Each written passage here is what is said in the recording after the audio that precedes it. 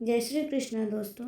अगर आपको मेरी ये कहानी पसंद आती है तो कृपया चैनल को लाइक शेयर और सब्सक्राइब ज़रूर करें। धन्यवाद। आज की कहानी का शीर्षक है किसकी स्त्री। यमुना के किनारे धर्मस्थान नाम का एक नगर था। उस नगर में गणाधिप नाम का एक राजा रहा करता था। उसी में केशव नाम का एक ब्राह्मण भी रहता था। ब्राह्मण यमुना के तीर पर जप तप किया करता था। उसकी एक लड़की थी उस लड़की का नाम मालती था। वह बड़ी रूपवती थी। जब वह ब्याह के योग हुई तो उसके माता पिता और भाई को उसकी चिंता हुई। संयोग से एक दिन जब ब्राह्मण अपने किसी यजमान की बारात में गया था और भाई पढ़ने गया था, तभी उनके घर में एक ब्राह्मण का लड़का आया। लड़की की माँ ने उसके रूप और गुणों को देखकर उसे कहा कि मैं तुमसे अपनी लड़की का ब्याह करूंगी। उसकी माँ ने उस लड़के को अपने बेटी के लिए पसंद कर लिया।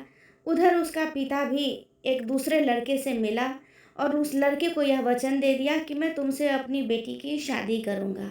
उधर ब्राह्मण का लड़का जो पढ़ने गया था उसे भी एक लड़का मिला और उसने भी अपनी बहन की शादी के लिए उस लड़के को हाँ कह दिया। कुछ समय बाद बाप बेटे घर में इकट्ठे हुए तो देखते क्या है कि वहाँ एक तीसरा लड़का और मौजूद है। दो उनके साथ आए थे। अब क्या हो, ब्राह्मण उसका लड़का और ब्राह्मणी सोच में पड़ गए। देवयोग से हुआ क्या कि लड़की को सांप ने काट लिया और वह मर गई। उसके बाप भाई और तीनों लड़कों ने बड़ी भाग दौड़ की और जहर झाड़ने वालों को बुलाया, पर कोई नतीजा न निकला। सब अपनी अपनी करके चले गए। दुखी होकर वे उस लड़की को शमशान ले गए और क्रियाकर्म करके चले आए। तीनों लड़कों में से एक ने तो उसकी हड्डियां चुन ली और फकीर बनकर जंगल में चला गया। दूसरे ने राख की गठरी बांधी और वही झोपड़ी डालकर रहने लगा। तीसरा योगी होकर देश देश घूमने लगा। एक दिन की बात है, वह तीसरा लड़का घूमते घमाते किसी नगर में पहुंचा और एक ब्राह्मणी के घर भोजन करने बैठा। जैसे ही उस घर की ब्राह्मणी भोजन परोसने आई कि उसके छोटे लड़के ने उसका आंचल पकड़ लिया। ब्राह्मणी ने अपना आंचल छुड़ाने की बहुत कोशिश की, लेकिन वो अपना आंचल छुड़ा नहीं पाई। ब्राह्मणी को बहुत तेज गुस्सा आया। उसने अपने लड़के को झिड़का, मारा पीटा, फिर भी वह न माना तो ब्राह्मणी ने उसे उठाकर जलते चूल्हे में पटक दिया। लड़का जलकर राख हो गया। ब्राह्मण बिना भोज किए ही उठ खड़ा हुआ।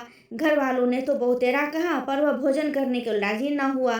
उसने कहा, जिस घर में ऐसी राक्षसी हो उसमें मैं भोजन नहीं कर सकता। इतना सुनकर वह आदमी भीतर गया और संजीवनी विद्या की पोथी लाकर एक मंत्र पढ़ा और जलकर राख हो चुका लड़का फिर से जीवित हो गया।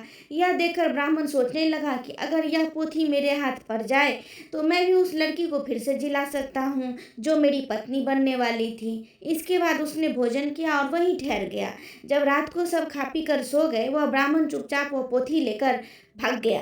जिस स्थान पर उस लड़की को जलाया गया था वहां जाकर उसने देखा दूसरे लड़के वहां बैठे बात कर रहे हैं। और इस ब्राह्मण के यह कहने पर कि उसे संजीवनी विद्या की पोथी मिल गई है, वह मंत्र पढ़कर लड़की को जिला सकता है, उन दोनों ने हड्डियां और राख निकाली।